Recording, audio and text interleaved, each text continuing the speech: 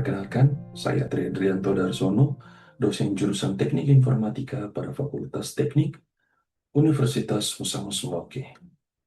Pada kesempatan ini, saya akan menjelaskan tentang salah satu mata kuliah yang saya ampu, yaitu jaringan komputer, di mana mata kuliah ini memiliki bobot 3 SKS.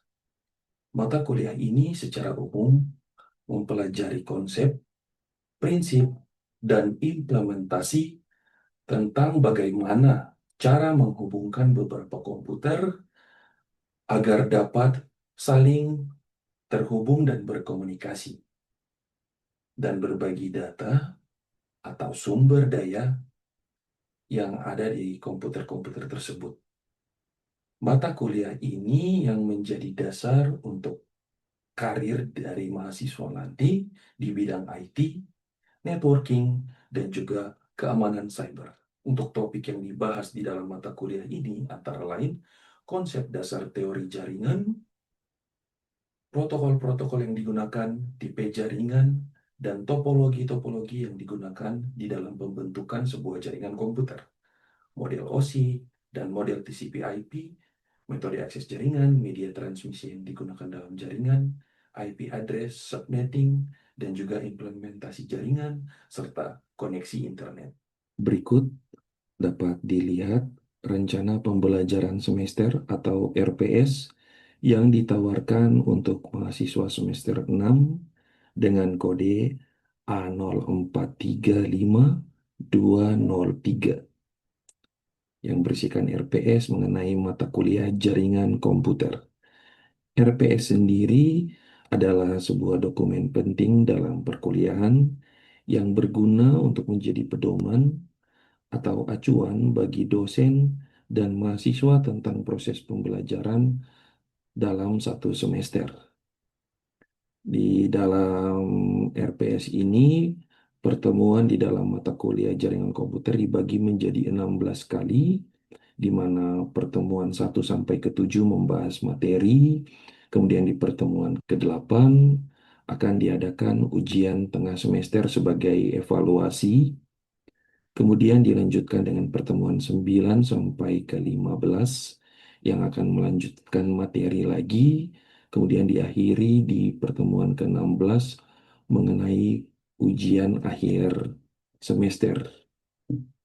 Di dalam tiap pertemuannya terdapat capaian-capaian yang harus dan diharapkan bisa dicapai oleh mahasiswa dalam mengikuti perkuliahan, di mana di pertemuan pertama di situ ada pendahuluannya dulu, perkenalan juga kontrak dan teknis perkuliahan. Kemudian mahasiswa diharapkan memahami materi perkuliahan dan kontrak perkuliahan yang akan ditempuh dalam satu semester. Untuk pertemuan kedua dan ketiga, di situ capaiannya adalah mahasiswa diharapkan mampu menjelaskan konsep jaringan komputer. Di bagian ini digabung karena memang materinya cukup padat sehingga dirasa baik untuk dibahas dalam 2 pertemuan. Kemudian di pertemuan yang keempat, yaitu capaiannya mahasiswa diharapkan mampu menjelaskan model OSI dalam jaringan komputer. Di pertemuan yang kelima, di sini mahasiswa diharapkan mampu menjelaskan model TCP/IP atau untuk addressing.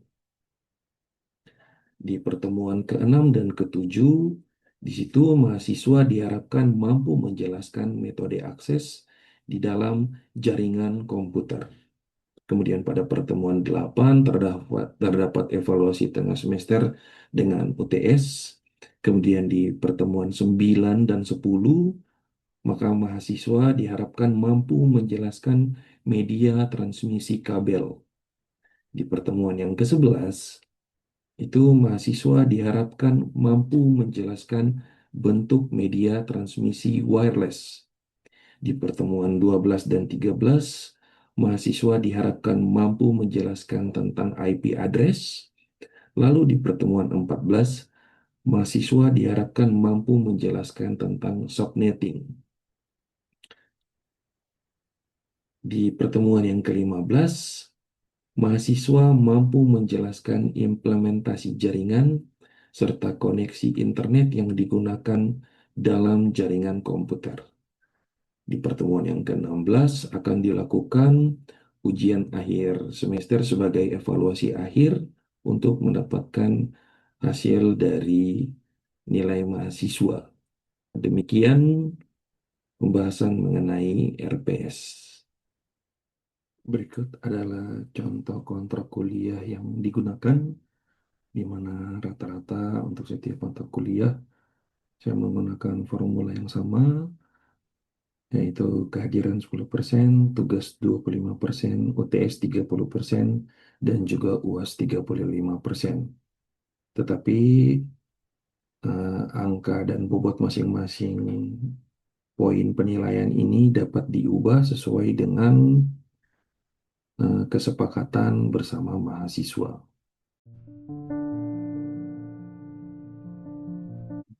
Selamat sore semuanya.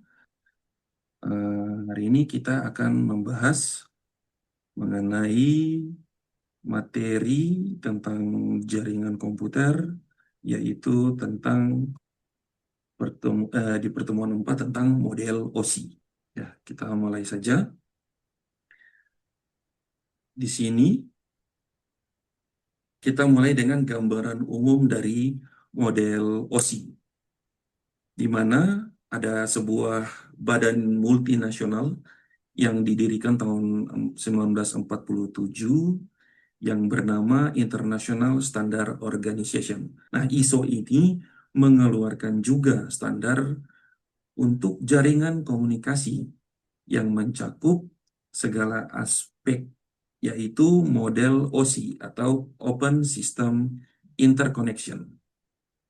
Tujuan OSI ini dibuat adalah untuk memfasilitasi bagaimana suatu komunikasi dapat terjalin dari sistem yang berbeda tanpa memerlukan perubahan yang signifikan di dalam hardware dan software.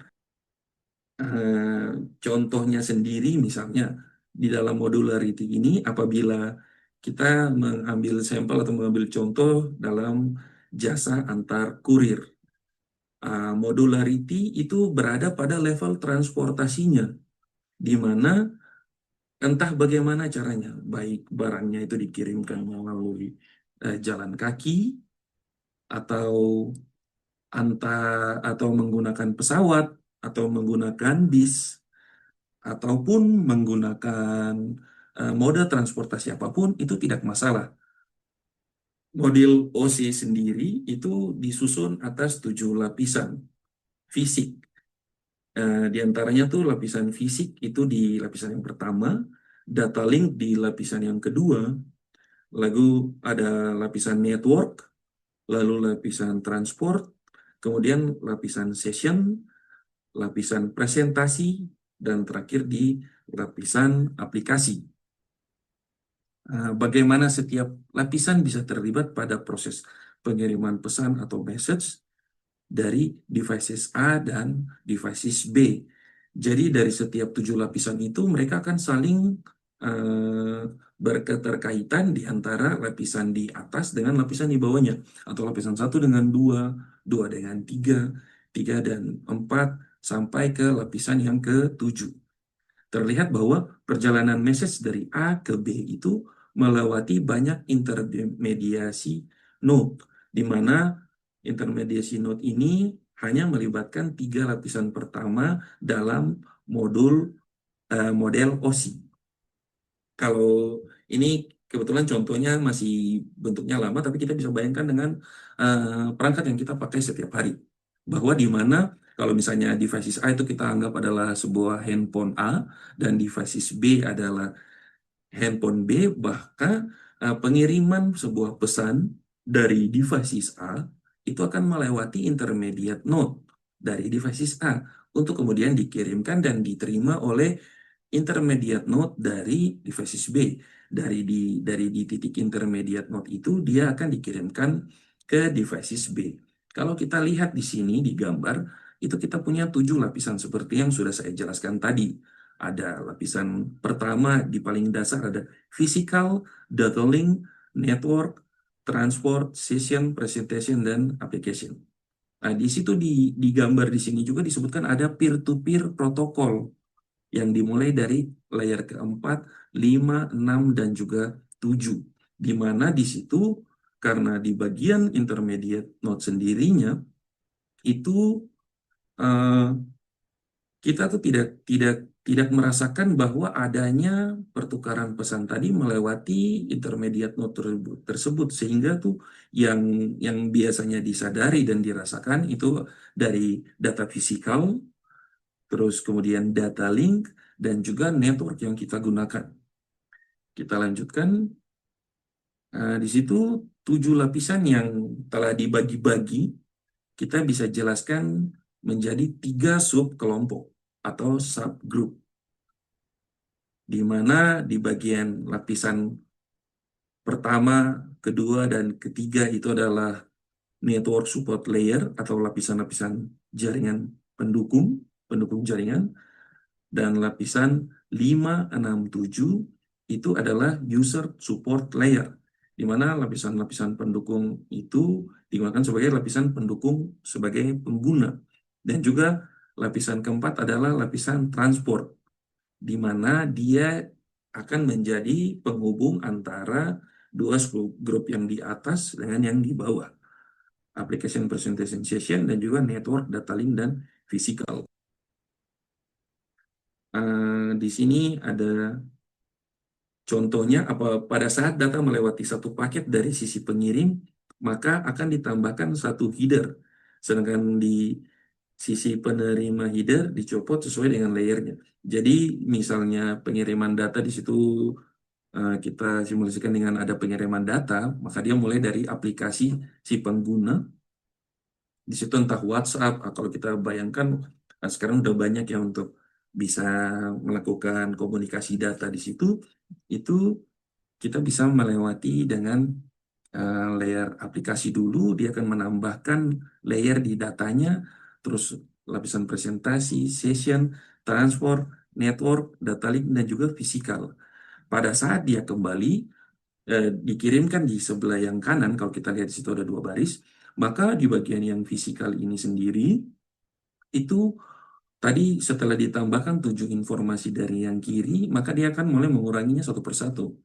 Jadi layer fisikal akan dikirimkan sesuai dengan address dari lapisan tadi, kemudian data link, kemudian network, transport, session, presentation, sehingga pada di layer aplikasi sendiri, untuk si pengguna, dia hanya akan mendapatkan data pesannya, halo, lagi apa, tanpa mengetahui tentang tambahan-tambahan data yang ditempelkan berupa header.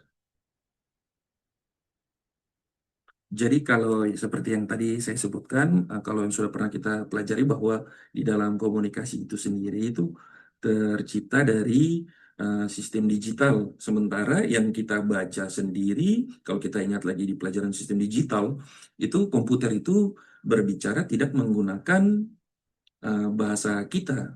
Saya, aku, kamu, kita, itu komputer tidak mengenalinya. Yang dia kenali hanya berupa data digital 0 dan juga 1.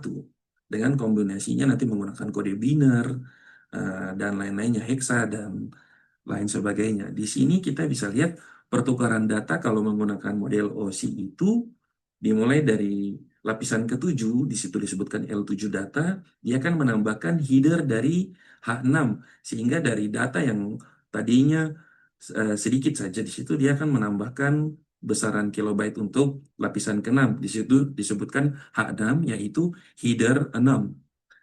Di bawahnya lagi di lapisan kelima dia akan menambahkan data header 5 ditambah dengan data lapisan ke-6. Kalau kita lihat di situ ilustrasinya bahwa semakin panjang datanya, semakin turun ke bawah dia akan semakin panjang karena header dan juga isian datanya akan ditambahkan sehingga semakin bertambah.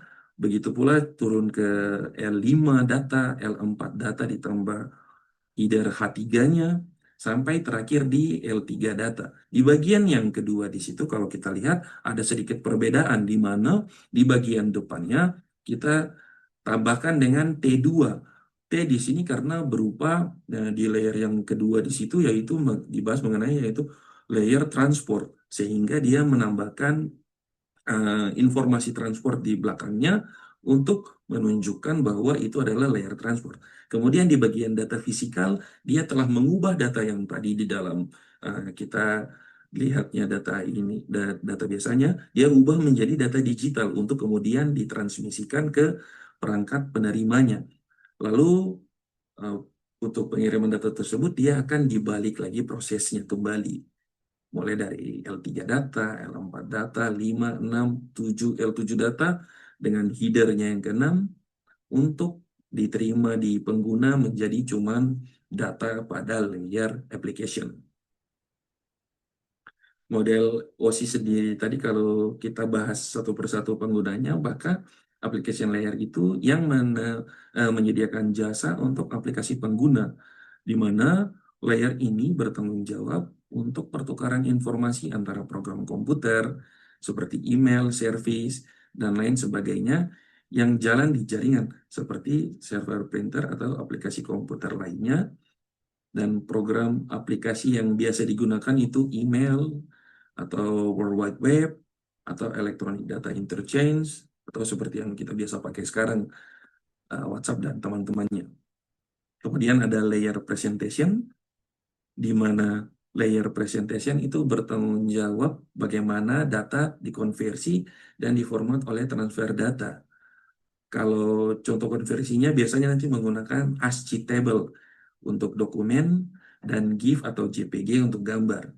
Dia yang nanti akan menunjukkan bahwa format data tuh kalau mau ditransfer tuh jadi seperti apa. Sehingga dia yang nanti membentuk kode untuk konversi translasi, data, lalu data enkripsi, dan juga data konversi. Untuk bagian session layernya sendiri, itu yang menentukan bagaimana dua terminal menjaga, memelihara, dan mengatur koneksinya. Jadi, session layer ini yang menjaga kemesraan dari eh, hubungan dari perangkat yang satu ke perangkat yang lainnya. Dia yang memelihara dan mengatur koneksi, bagaimana mereka saling berhubung satu sama lain, biar jangan over, jangan ada yang toksik di situ. Itu tugasnya si session. Makanya koneksi di layer itu disebut session. Kalau di session layer sendiri ini, itu bisa komunikasinya bisa berlangsung dalam tiga mode. Pertama, mode simplex, di mana data dikirimkan ke hanya ke satu arah saja. Kemudian ada half duplex, yaitu data dapat dikirimkan ke dua arah secara bergantian, dan juga full duplex, di mana data dapat dikirimkan saling bertukar informasi atau secara bersamaan. Simplex, half duplex, dan juga full duplex. Kalau di bagian yang session tadi, untuk di bagian transport layer sendiri, tadi sudah kita bahas bahwa dia yang menjembatani antara tiga di atas dan tiga di bawah. Jadi dia yang bertanggung jawab membagi data menjadi segmen, menjaga koneksinya tetap end-to-end antara terminal, dan juga menyediakan penanganan error handling. Lapisan transport ini fungsinya juga untuk mencari jalur dan routing. Kemudian ada layer network, di mana tugasnya untuk menentukan rute yang harus diambil selama perjalanan dan menjaga antrian trafik di jalanan. Jadi dia tuh ibaratnya seperti seorang lantas yang tugasnya itu untuk memastikan bahwa jalur jalanan orang-orang yang melewatinya itu hanya melewati lewat jalan raya saja, dan juga mengikuti dari rambu-rambu lalu lintas yang sudah ditentukan. Kemudian di bagian bawahnya lagi, di bawah network, itu ada lapisan data link layer. Ini tadi kalau diingat yang ini kita mulai dari 7, 6, 5, 4, 3, sekarang di bagian layer yang kedua, yaitu data link layer, di mana dia yang menyediakan link untuk data, memaketkannya jadi frame yang berhubungan dengan hardware, kemudian diangkut melalui media komunikasi dengan kartu jaringan. Juga mengatur komunikasi layer fisikal antara sistem koneksi dan juga penanganan error. Di sublayer data linknya sendiri itu dia yang melakukan pemeriksaan apabila ada kesalahan.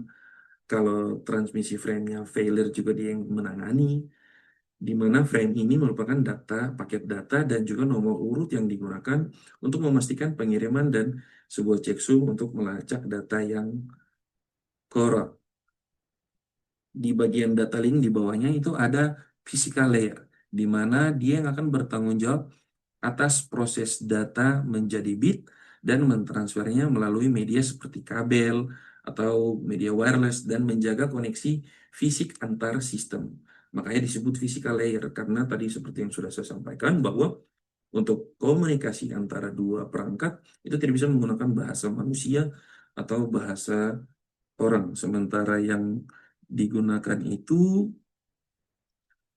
adalah fisik antar sistem.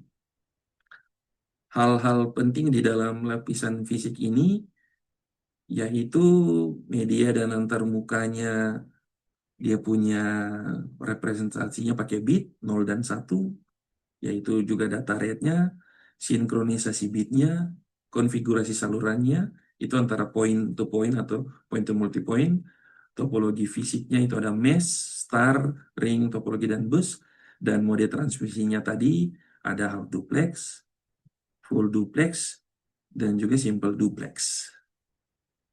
Ya, tadi adalah materinya kita. Silakan kalau ingin bertanya, saya buka sesi pertanyaan. Baik, Pak. Terima kasih atas waktunya. Saya ingin bertanya. Ya, silakan. Yang saya tanyakan, jika pengiriman data di jaringan diibaratkan seperti pengiriman paket oleh jasa kurir, coba jelaskan bagaimana setiap layar OSI bekerja menggunakan analogi pengiriman paket tersebut. Terima kasih, Pak. Ya, baik. Oke. Jadi kalau kita lihat di sini, eh, untuk 7 layer yang ada, kalau kita ibaratkan itu pengiriman paket, maka paling tidak itu dia membutuhkan minimal 4 untuk bisa kita bayangkan 4 atau lebih itu di bagian pengirimannya. Tapi kalau kita mau lihat satu persatu, berarti di bagian application layer atau di bagian awal itu kita bersiap-siap untuk mengirimkan paket. Kemudian di presentation itu surat atau tidak paketnya itu kita ketik pakai bahasa yang formal dan mudah dipahami. Sementara di presentation layer itu tadi untuk yang bahasanya, lalu di session itu kalau tadi pengiriman paket berarti itu kita udah sepakat dulu kapan, terus caranya komunikasinya juga bagaimana, itu disepakati di bagian session layer. Lalu ada transport, kalau di bagian transport layer untuk pengiriman paket, itu maka paketnya dipecah kalau besar. Kemudian di network layer itu dia kan memilih rute. Misalnya kalau kirim dari Merauke di dalam kota saja, wah ini bisa nih pakai mobil nih. Tapi kalau ternyata kita mau mengirimkan keluar kota, maka dia akan men-assign jalur untuk mengikuti jalur udara. Atau intinya dia akan menentukan kira-kira nanti dia akan mengirimkan menggunakan cara apa, tergantung dari alamat tujuan yang digunakan. Kemudian ada data link layer di mana itu yang nanti diamankan di mobil atau kurir. Kemudian di fisikal itu paket benar-benar diantar secara fisik. Sampai di batas yang paling bawah tuh paket yang kita sudah kirim itu nanti akan ditransfer dari misalnya Merauke ke Jayapura. Sampai di Jayapura, proses tadi dibalik. Kembali dari data link network sampai di bagian aplikasi, nanti dia akan menerimanya. Kira-kira seperti itu kalau kita ibaratkan dalam pengiriman data paket. Ya, ada pertanyaan lagi? Saya mau tanya, Pak. Ya, silakan. Ya, saya Kosmos, Pak. Ya, makasih ya atas waktunya. Saya mau tanya di sini, misalnya kalau saya mau kirim foto lewat aplikasi WhatsApp dari saya punya smartphone, saya mau kirim ke teman dia ada di luar negeri. Mungkin Bapak bisa jelaskan kalau proses pengiriman file foto tersebut menggunakan model OSI itu bagaimana cara kerjanya, Pak? Terima kasih, Pak. Oke. Siap, ya. Tadi menarik ya. Tadi pertama kita kirim kalau kita bicara paket. Kalau sekarang kita bicara yang sudah kita sering selalu pakai yaitu lewat WA. Nah, kalau di sini kita bisa lihat di situ kalau misalnya di layar aplikasinya sendiri itu kita ngirim foto misalnya sebagai data yang dikirimkan. Oke, itu kita ngirim foto di bagian layar aplikasi. Di layar presentasi, fotonya diubah formatnya biar bisa dikompresi dan dienkripsi. Di sini penting karena kalau bahasanya beda, nanti di penerima dia nggak akan paham atau foto apa yang akan kita kirim. Terus di bagian transport sendiri itu datanya dipecah-pecah, terus diberi nomor urut. Jadi kalau misalnya kirim fotonya error, dia nanti bisa perbaiki sendiri di situ. Terus di bagian network itu nanti dia yang menentukan alamat IP si pengguna. Mungkin kita tidak akan paham di sini karena itu biasanya secara otomatis sudah di-assign sehingga kita tidak tahu, yang kita tahu tuh cuma nomor dari si pengguna, tapi di dalam sistem dia nggak mengenal nomor HP dari WA si penerima itu. Yang dia kenal itu IP penggunanya, tujuannya tuh ada di mana, misalnya di apalagi di luar negeri tadi ya contohnya. Itu berarti dia akan carikan rute di mana caranya biar bisa kirim sampai ke si penerimanya. Di fisikalnya sendiri nanti itu datanya dikirim dalam bentuk sinyal melalui jaringan internet, entah WiFi atau apapun, sehingga nanti sampai di negara tujuannya, terus prosesnya dibalik kembali. Kira-kira seperti itu komunikasi via WhatsApp. Oke, ada pertanyaan lagi? Sudah jelas, Pak. Maka dengan demikian berakhir pertemuan kita mengenai pembahasan model Lucy. Saya harap kita bisa memahami yang tadi telah kita bahas. Terima kasih atas kehadiran semuanya. Saya di sini saya stop share dulu. Terima kasih semuanya telah mengikuti perkuliahan ini. Saya harap informasi dan juga materi yang telah dibagikan dapat berguna untuk kita semua. Terima kasih semuanya. Selamat sore. Dalam perkuliahan, saya menggunakan pendekatan konseptual atau CTL, Conceptual Teaching and Learning. Pendekatan konseptual adalah suatu pendekatan di dalam proses pembelajaran yang menekankan pada keterkaitan antara materi pelajaran dengan situasi dunia nyata yang dialami oleh peserta didik, sehingga mahasiswa mampu menghubungkan pengetahuan yang diperolehnya di dalam kelas dengan kehidupan sehari-hari atau lingkungan sekitarnya. Pendekatan konseptual mengajak mahasiswa untuk belajar dan mengaitkan materi pelajaran dengan konteks di dalam kehidupan nyata, baik di dalam lingkungannya, masyarakat, maupun di dunia kerja. Demikian cuplikan pengajaran yang saya lakukan dengan media online. Semoga dapat berguna dan bermanfaat. Terima kasih.